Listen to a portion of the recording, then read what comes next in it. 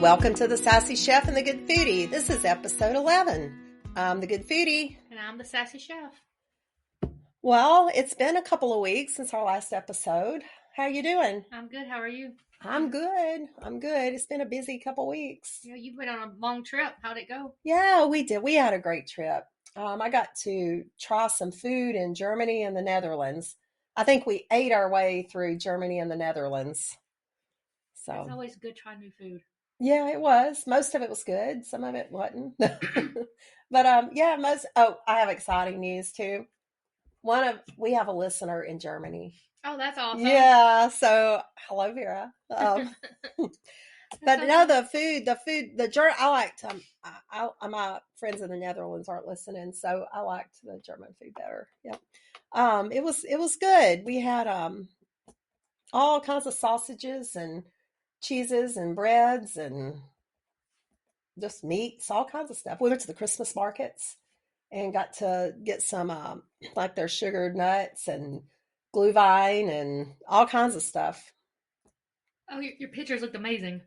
It was fun. It really was. I'm glad we had the experience to go. Got to go. Took a break. It was good for us. It was cold. I think it was colder here than it was there. I was here freezing. Did you make it through all that cold weather? Barely. Did you work? Were you open when it was so cold? I was one day, and it was rough. It makes me wonder if I want to stay open for the rest of the winter because it's hard. It's hard loading that up and generator up and the wind and the just the bad weather. This week put me through the test of like really thinking about if I want to stay open after December. Yeah. For the winter. What, like January, February, maybe? Maybe be closed. Yeah.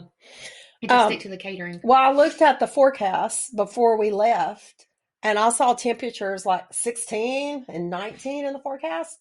And so we went and drained my water tanks and the hot water heater and all of that before we left. Because I didn't want to come home to frozen pipes. But it warmed up more during the days. It was above freezing during the days. So I don't know how big a chance we have the pipes freezing. But I thought, 16, 19, that's pretty cold. Yeah. So I drained everything before we left. I know one day I was going to try to set up, and my generator wouldn't keep up with my heater and everything else. So I shut it down and it was just too cold. Well, yeah, you don't have like flat top and the range and all on your food truck. See, mine stays warm inside because I've got the flat top and the range, which puts out a lot of heat. So when I'm working, mine stays really comfortable inside. I pay for it in the summer though because it gets really hot. So my panini press puts off a lot of heat, but just that day it just wasn't enough. It's just too cold. Yeah. So I don't know. I still haven't decided. What do you typically do? Like last winter, we had that week where it didn't get above freezing or above 20, I think, for the whole week. And I know I had put a heater and I had tried to work on my food truck, not work on it open, but like work on it here at home to try to winterize it a little bit. But my faucet it all still froze. What'd you do last year during that cold snap? We just kept a space heater in there, and it you worked. Were fine. All winter, but this year we'll do the same thing, but it just makes it easier for me to be out there working in it, having it running all the time, so we don't turn it off. It does worry me with it running all the time, though. Yeah. Well, this is the first year I'm not closing for the winter. I've always, because I was working, teaching school, I always closed for the winter. And so I put antifreeze in my tanks, and then I just flushed them good and cleaned them good before I used them again. But I'm on work through the winter this year, so I can't do that. So I guess I'll do the space heaters. And just when it gets super cold, if I'm not open, just drain everything, I guess. That's what we do. We put the space heater in there. I open up my 2 cabinets to have under my sinks and keep it close to that so that. Yeah. Yeah, that's what we'll do again because I hear we're supposed to have a bad winter. I don't know. Have you heard any predictions? I haven't. I hope it snows. I hope it snows a lot. I want snow for at least the week and be done with it because I want to be out there working. But yeah, it's not fun. Like I don't like the heat either. So I don't know. Either way I'm not happy because like in the summertime it's way too hot. Well, here in the South we have 2 good weeks in the spring and 2 good weeks in the fall, but then it's either too hot or too cold. Yeah. But our winters are pretty mild, so other than a week here or there, it might not be too bad. The heat, I'll get a little cranky, but with the cold, my hands stop working. It's Yeah. like it really hurts my hands and stuff. Right. So I'm just like, oh, I can't do this. Yeah. I don't know if I'd rather be hot or cold. I At don't least know. hot, I'm miserable, but I can still function. Yeah. Cold, like you said, things quit working. Yeah. And it's hard on your equipment and your refrigerators and all. I mean, it makes it hard to get things done. Yeah. I don't need anything else breaking on me. So, Yeah. Do you have the something break on blowout. you this week? Yes, a blowout. I don't know how I did that. Yeah, I Still saw blows your my mind. pictures. There was no rubber Like, left on that rim. no, I don't even know how I didn't feel it. It's just so crazy. Everybody probably thinks I'm crazy. Like, how did you not feel that? But I really didn't feel it. I mean, if Well, I felt it, I just thought it was a pothole and it just kept going. hmm. I don't know. But at least it's all fixed and it's good now, but it wasn't cheap. No, it wasn't. Nothing ever is. No. Because we had to get the whole new rim and everything. I destroyed the rim. Hmm. Yeah. You could probably see in the picture. At least you don't have to get new axles like I do. I got to get new axles, rims, tires, and everything because mine are bent. That's crazy. Yeah, but it's got to be done. I know. That's.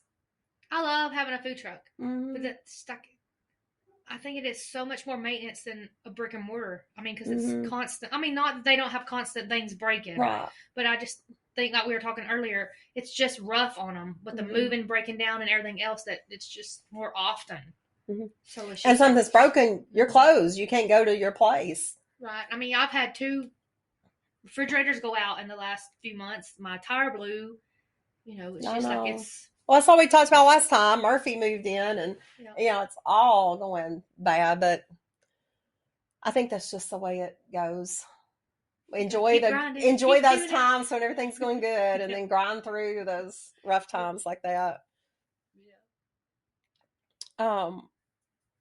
Well, I don't have any more events through December. I'm shut down at least through December because I'm just got family stuff going on, and I did a big catering event this week, and then that was my last event until the 1st of January. So I'm gonna take these 2-3 weeks off. I have 2 more this month, and then just my regular setup days, and I have 1 in January.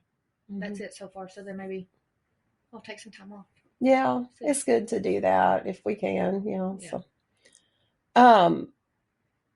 I'm thinking though in January maybe just doing soup and homemade bread. Have you started your starter? I'm gonna start it tomorrow. I started it and killed it and started it again. Oh, did you? Are you doing a wild yeast starter? Where it's just doing it itself? Yeah. Yeah. Okay. That's what I'm gonna do. It's really good on my stove right now. So when I get home, we'll see. What day did you start it? I was 3 days in, and it messed up this morning, and then I took half of it away and started it again just to try to get it going again, and it's already rose. So okay, so maybe next week. Next week you might be able to use it. I'm gonna start mine tomorrow, and between us, one of us will have some starter next week. Some of us want to. No, I don't know if you'll want. Mine is like a wheat sourdough. Yeah. So I'm gonna do a dark bread sourdough. And I put flaxseed in mine just because it's healthy. I just want to try something different. But, and I have it there, so we'll well, I had a really good bread in Holland. I think they had it in Germany too, but we went to I guess you'd call it a food truck. It was like a trailer, but it was stationary. It didn't move around. But it was made out of an old Berlin circus train car, and it was a bread truck. And you go in, and it has this gigantic brick oven in it. It had to weigh thousands of pounds. And he cooked all his bread in this big brick oven, and it was all sourdough bread, different varieties. And I got the one that was it was whole grain. I could taste rye, but it wasn't just a rye bread. But it was whole grain bread, and it had sunflower seeds and pumpkin seeds in it, and sesames on the outside, and it was so good. I was going to say, I bet that was so good. Oh, it was so good. So my goal is to recreate this bread. And so that's why I want to get the sourdough going, so I can recreate that bread. And then sourdough is just so good for your belly and your gut.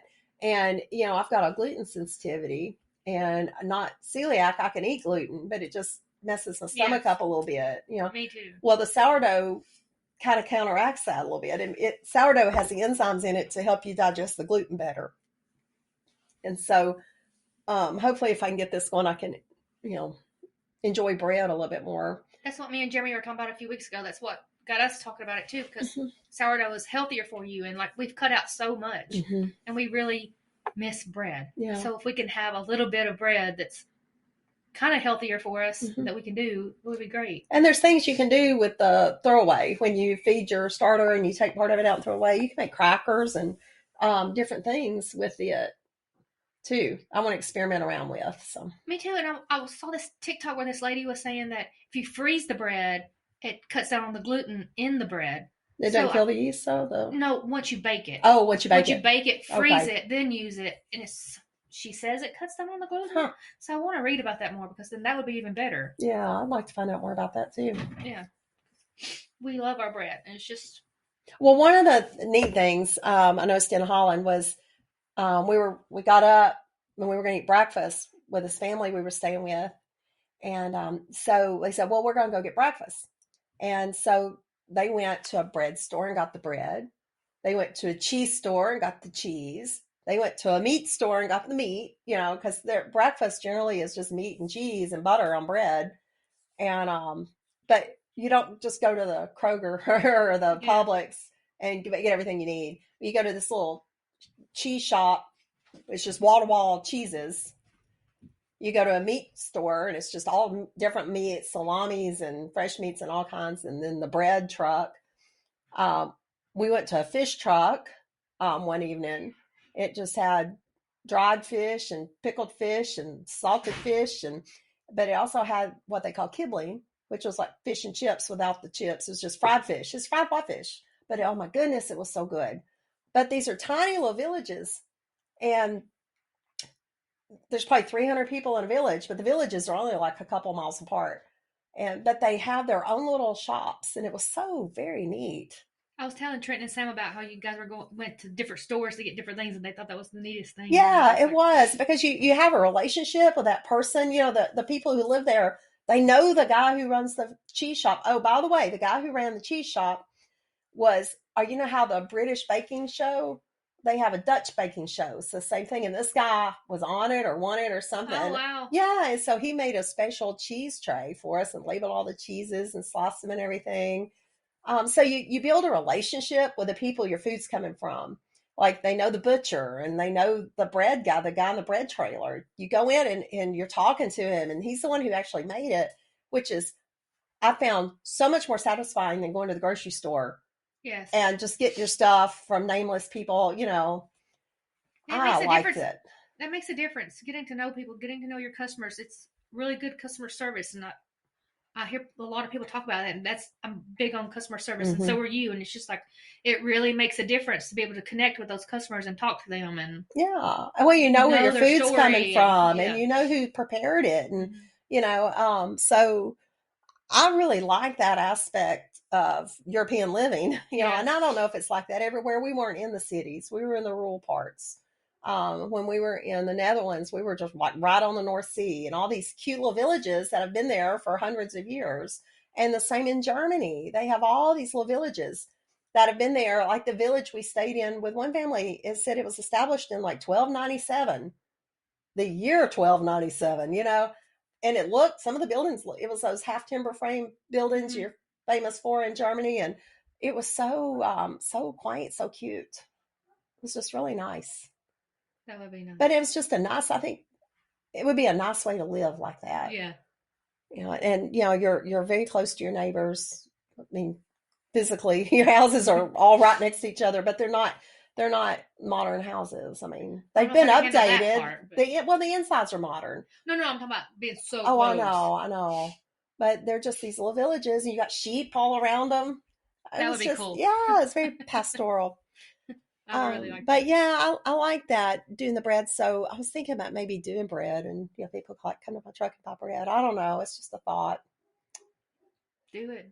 I've thought about it. I can't stick to it. Like when we were at the store, when we leased out the kitchen, I Hmm. would make jalapeno bread and put up there, and like Hmm. we would sell it. Yeah, I would, but it's hard to keep up with. that's the thing. Is I'm afraid I would like my intentions. I'll be good, but I'm not sure I would follow Yeah, through. but if you do it and people start ordering it, then you're Hmm. obligated to keep up Yeah. with it. Yeah. Well, if I know people are gonna buy it, Yeah, it'd be easier than it like, might oh, I take don't a want to few throw it times. away. Yeah, Yeah. But what you don't sell, you can always cut up and use for croutons. Yeah. Like Bread balls, put soup in mm-hmm, them. yeah, Mm-hmm. wouldn't have very much waste. Right. Well, something new to think about. Think about and Be fun, see. especially now, like you're talking about in the wintertime, do your soups and your bread, Mm-hmm. and it's a Yeah. good time to try it for sure. And I am. I'm on definitely do that in January, at least a couple weeks, and just see how it goes. See if there's a market for it and if people respond to it. I think they will. Maybe even not just do sourdough bread, do you a couple others. Mm-hmm. Yeah. I mean, A I love varieties of bread. Yeah. mm, I love the jalapeno bread, but for some reason I can't have peppers or whatever anymore. So Yeah. it's driving me nuts. Yeah. It's called It's getting old. it's yeah. I mean, we've had to go to the emergency room almost twice now because With my reaction peppers. got so bad, but now other things are starting to do it. So we're Mm, back to square one. I'm gonna have to go get another allergy test, but yeah. that's sad. I don't like it at all. Oh no. So what else you got going on? You said you had one more event in December. I have an event this Saturday, and then you got me hooked up with another event Okay. next week Yeah. at the school, so Mm-hmm. I'll have that one. And Okay. then the rest of the Then month, it's I think Christmas. it's Yeah. Christmas. I don't even know if I'll set up At the base. roadside the rest of the Oh, year, okay. or the base the rest of the year, Oh, just okay. to take the next couple weeks Well, off. there's Well, probably a I'm lot gonna of set up people one more off and time all. Okay. because I promised them I would make them butternut squash soup again before Christmas. So Okay. I got to make a gallon for somebody. So Okay. I gotta be there one more time to make that soup for them. I'm gonna take like I said, the rest of the month off, but I think I'm gonna try to hit it hard and be way more consistent and get everything going. I keep saying that and life keeps happening and I can't make it happen. But life's calming down a whole lot now. And I think January I'm just gonna make it happen. I'm gonna have to, and Well, and you've had a there's couple been of a lot trips going planned on. and all the stuff that Yeah. you went on and stuff like that. Just So been busy. yeah, January's a good month to make it happen I'm going to. as long as we don't freeze. Nah, we won't freeze. Maybe not. You say that. You have a grill. I have a warm truck, a warm trailer. I'm just gonna come and work in your trailer. We're gonna put my sign up Let's do beside yours and it. work Let's together. let's do it. Let's do it. Team up. Collaboration. Let's do a collab. We have bowls and wraps today. Yeah. I'll do soup. You do the wraps. Get it done just so I can stay warm. What else on your mind? I don't know. That's about it. I'm tired and wore out. Well, I am too. I'm so tired. But that's part of it. It We'll is. survive. It is. I wouldn't have it any other way. It's just I have to go home and make about 30 hot chocolate bombs and chocolate treats and smoked salts and seasonings for this weekend. So to get ready. You got that Christmas bazaar this weekend? Yeah. Okay. And I always do little gift boxes with like my seasonings that I make and the smoked salts that we make, and I always do the hot chocolate bombs. And this year I'm trying to add more. Okay. Not that I have time, but I'm going to do it anyway.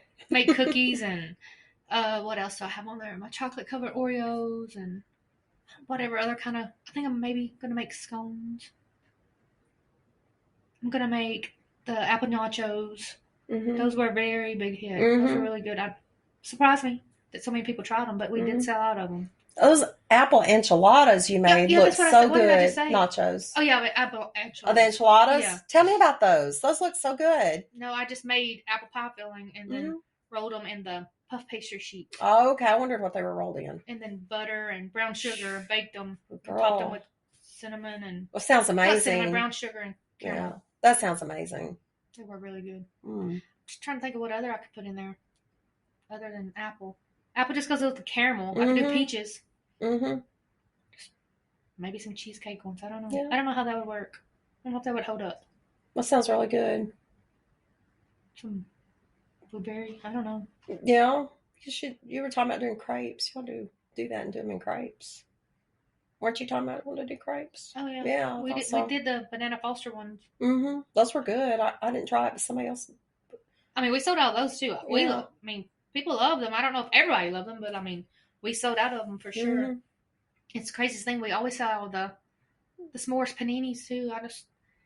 It's the craziest things. They order them just because they sound so crazy. Yeah. And then it's crispy and it's all those marshmallows just ooze out there.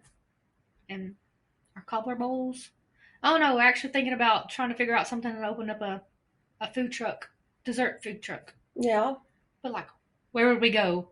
I mean, I don't know. there's that Well, your client, like your people. Where would your people be? it's hard, and I'll tell you what my experience has been because I've got the beverage truck, but I'm struggling using it because everywhere I go wants food, and I'm struggling to find places to just do beverages. And I've gone a few times to just beverages, and everybody asks for food, and I'm like, oh, I should have brought food, and I don't know. It's been harder than I thought it would be.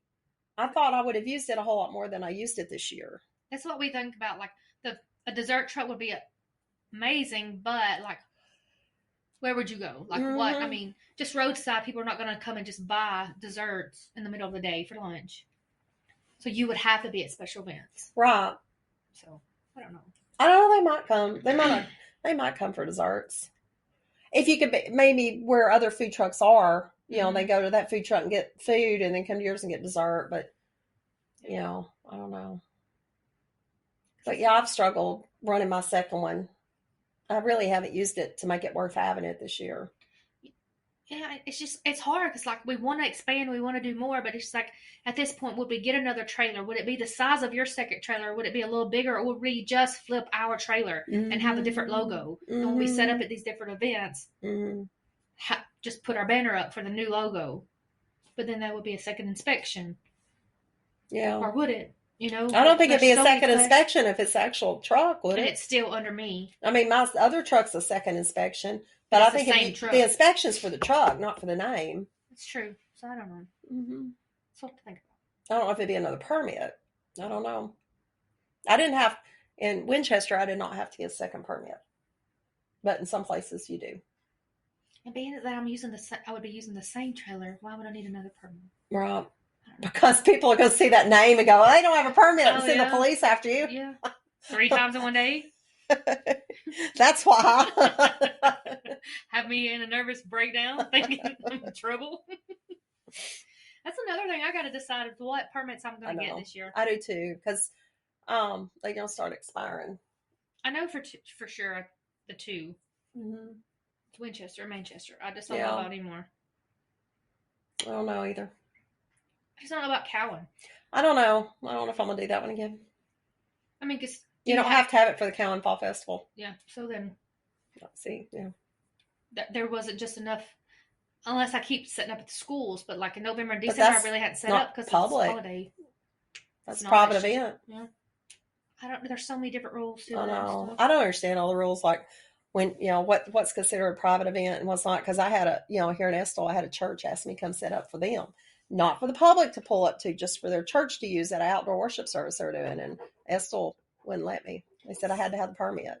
See, but I know, and if it's considered catering, because catering, many people cater all over. Just like the event I did in Estill. I mean, I could see if you're going to set up somewhere for like a school, but the public can come at the same time. Yeah. I could see need a permit. That I won't play by the rules, but if a school invites you to come feed their teachers, and the public's not driving up and buying food, that's a private event. But it's only to them. Yeah, but every municipality has their own interpretation of what that is. And I'm a rule follower, and so I always call them and ask them I get permission instead of forgiveness. And I probably should be more ask for forgiveness instead of permission. Me too, because I was on that thing of trying to get figured out to where we can bartend and stuff. So I was calling, trying to figure out everything, and I really didn't have to call now. And we talked, and they talked to their lawyers. They talked to everybody and figured it out. I already had the answer. I already knew. As long as I have my ABC. But you opened this whole can of worms in the process. Yeah. So they figured it out. And they're like, no, you're good as long as you are not. But that's good, though, because they know that. And you don't have to worry about, well, I know I'm right, but, what's the municipality? Yeah, that's what I told them. I was like, I want to make sure that I'm doing it the right way because I don't want to get in trouble. I know if I have my ABC, I can bartend.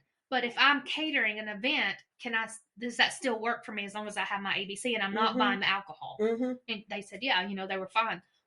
The way I wanted to do it is the way I was thinking worked. Well, so good. But I wanted to be sure. And everybody's on board. And so you don't have to worry about it. And they know that's what my plans are. If I have a wedding, they want me to bartend, then I can do that as long as I don't buy the alcohol. That was just the big thing. As long as I don't have to buy the alcohol.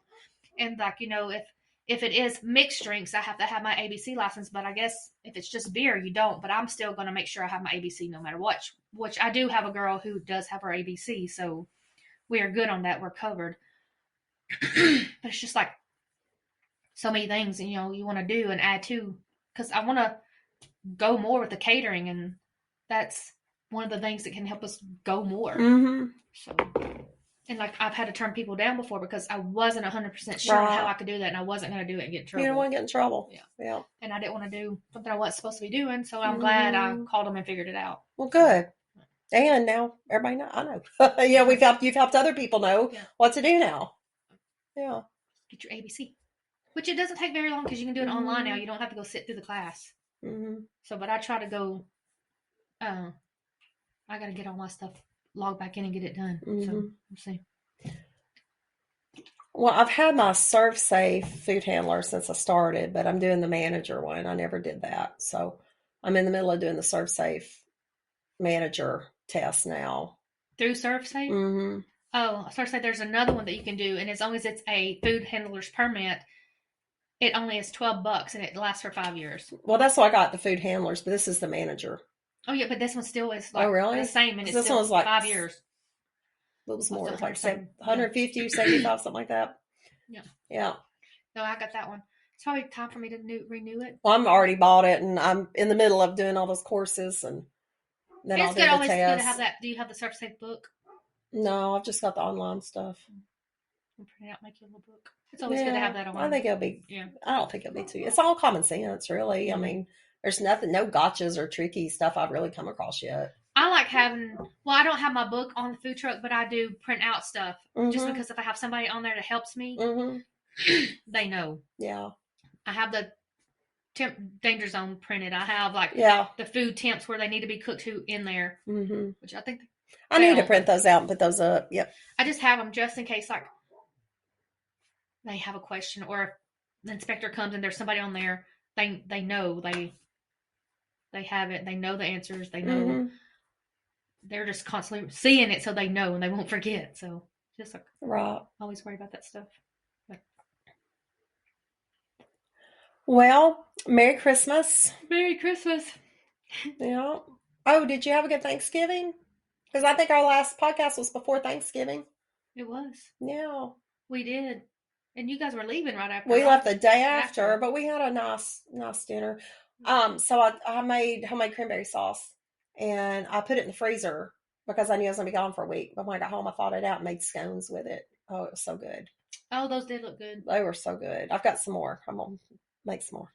Yeah, we had a good Thanksgiving, but there's a lot of debates on, is it stuffing or is it dressing? Or do you make a roux to make your macaroni? Or do you eat the cranberry sauce out of the can? Or do you make homemade cranberry sauce? Yeah.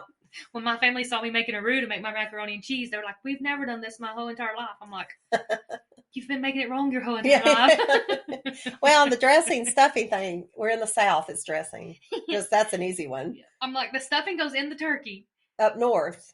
California. Yeah. Which is up north, really. So we have a stuffing that Jeremy makes. We have the dressing that I make. And we have the canned cranberry. We'll have homemade cranberry. We'll have we'll have two different ways of everything. We have to have both cranberry sauces. My brother will only eat the cranberry sauce out of the can that still has the rings on it. Yes, that's Jeremy. He will only eat that. And I make this amazing homemade cranberry sauce.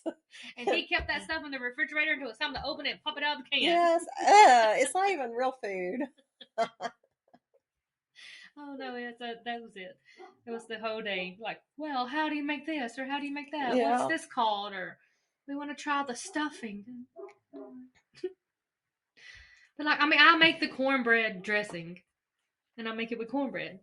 Now, my granny would make it with cornbread and like the white bread. Yeah. Toast it. Now Jeremy makes it with pretty sure it's all toasted bread. My mom, I make it like my mom does. We make it with cornbread and the toasted bread. It's the Pepperidge Farm stuffing mix. We mix it with the cornbread. And it's got a lot of poultry seasoning in it. It's so good. Oh, it's so good. I think just what you grow up with is what you like. Oh, yeah. We went to one Thanksgiving and Jeremy saw the the whites of the boiled egg in the gravy, and he was like, Yeah, "Who does giblet that?" gravy. He was like, People well, in the South. I've never seen that. And I was like, every year it's in there. And It's not Thanksgiving gravy without it. he was like, I've never seen it in there. I was like, I make it when I make my gravy. I put that part of the egg Yeah. in my gravy. I was like, I also put that part of my egg in my dressing. Yeah. Does it have? I don't put it in the dressing, but I do it in the gravy. And he was like, I've never seen it. I was like, I promise you have. He was just blown away about the egg being in that gravy. What's your menu for Christmas? We do Christmas breakfast and we do Christmas Eve dinner, and we'll do prime rib and. Well, that sounds just like us. We do Christmas breakfast, and I'll do biscuits and gravy and the whole spiel, and then that Christmas Day evening, we'll go to my mom's house, and I think she's doing prime rib. Since me and Jeremy's been together, every Christmas Eve we'll do prime rib dinner, and then I'll do a breakfast for Christmas morning because then the boys leave to go off to their places. Yeah. When we were in Hanover, Germany, we stayed with a family, and they shared their Christmas meal with us for supper while we were there, and it was the meat fondue, and it was very good. But that is their traditional, or at least this family's traditional Christmas meal, and it was beef and pork and chicken, and a really nice salad, and some bread. And it was just the best meal because everybody's cooking their meat in the broth, and so it's a very slow paced dinner, and you get to visit and talk, and it's a long dinner because you have to wait on your food to cook and the meat to cook. But it was just it was a really nice tradition. So we do fondue night at our house. We like it because we have 3 of them. So we'll have like the broth to do our meats and stuff, and then we'll have our cheese and we'll have our chocolate.